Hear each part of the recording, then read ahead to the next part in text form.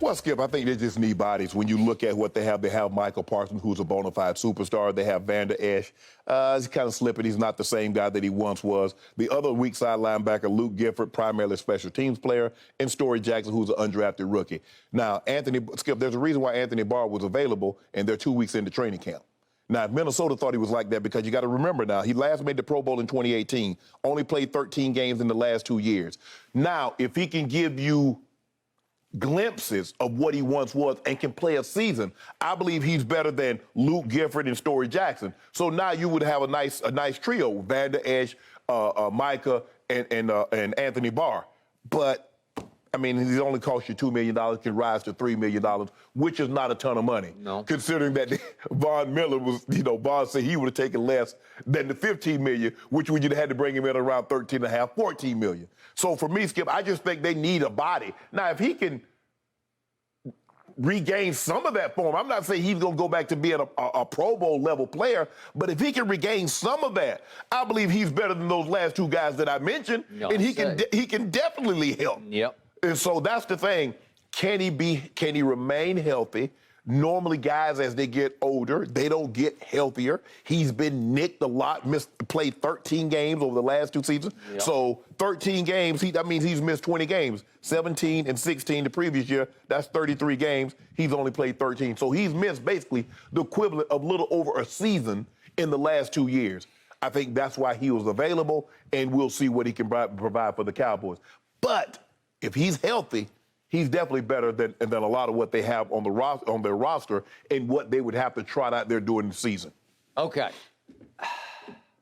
I'll be the first to admit I'm not about to get up on top of this table and dance in celebration. But you know what?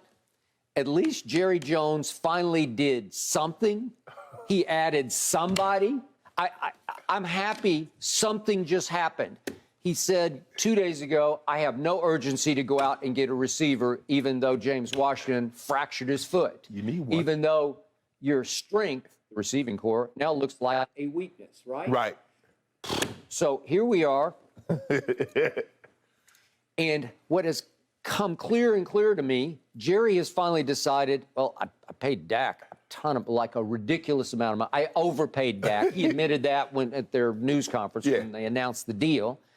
And I think Jerry knows in his heart of hearts, Zeke's on his way out. He's got one last Well, drop. he keeps talking about him like, the focal part of the offense. Okay. I think Jerry has decided if we're going to win anything this year, we're going to win it with the other side of the ball. We're going to win it with our defense, which has not been done for a long, long time in Dallas, Texas. And he added a little piece, but a piece that they know because their senior defensive assistant is George Edwards, who coached Anthony Barr for most of his time in Minnesota. So they're getting some inside info, but it's also possible that, George, you fall in love with the player, what he used to be, and you're sort of living in the past of what we had. But he made 4 Pro Bowls because he was the 9th overall pick in the first round, okay? Right. But here's the thing, though, Skip. Okay, George was familiar with him. George is working with them. He's better than what we got right now. Oh, absolutely. At his pro day, he timed 4.4, and he ran. Oh, he's a big kid, too. He's a big kid, and he's an L.A. kid. Yeah. And in high school, he ran track. He ran the 100 meters. So he went to UCLA, 9th overall pick. I've always liked him, but the point was the rules really changed in 2018, and maybe based in part on that follow-through kind of a hit where you roll over on the collarbone. Well, you was there when Goose did that to Rich Gannon. Was I? And he didn't get flagged. They used to be a matter of course. That's just how you played football. Exactly. Right? And the quarterbacks were completely fair game. Okay, so this is the good thing about this. And I get it. You get what like my mom always said, you get what you pay for. So they paid $2 million that could, as you point out, incentives get to $3 million. Right. Not much.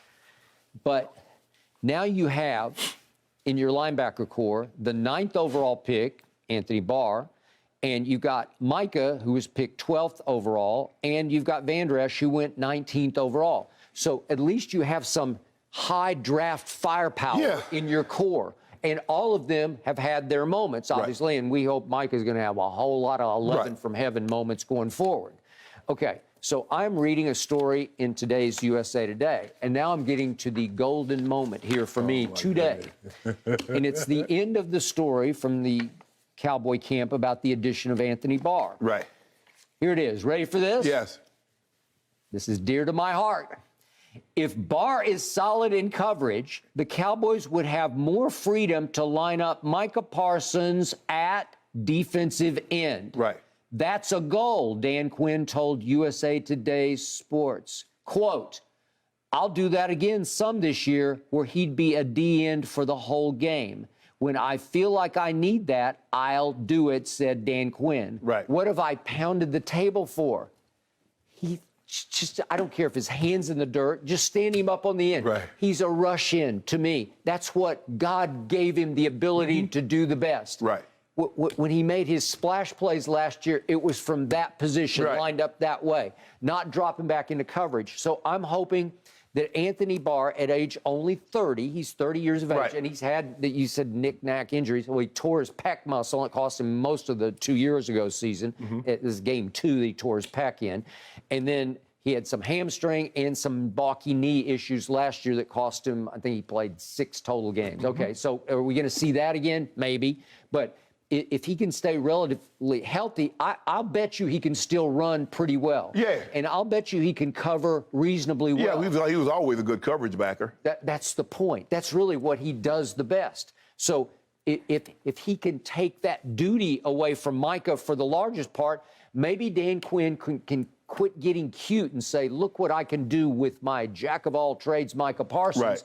Maybe he can let him do what he was intended to do, which is rush the passer. Well, you're definitely going to trust Anthony Barr better in coverage than you do Luke Gifford and Story Jackson. Okay. That's just the way it is, Skip. And you don't look, Vander Esch is not a cover backer, and he started to miss a little bit more. I don't know that back, but he started to miss a lot more open field tackles. He did. I cannot argue that. But this kid that they drafted in the 4th round a year ago, Jabril Cox, Yeah. I saw him he's one of those who leaped off my screen at LSU. He started at North Dakota State, went to LSU.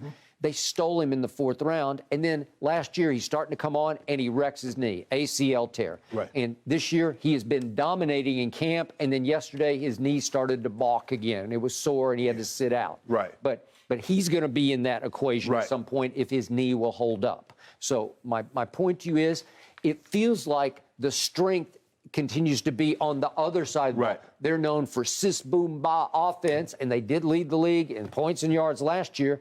It feels like all of the emphasis is swinging to Dan Quinn, who was the Right. assistant of the year last year. Right.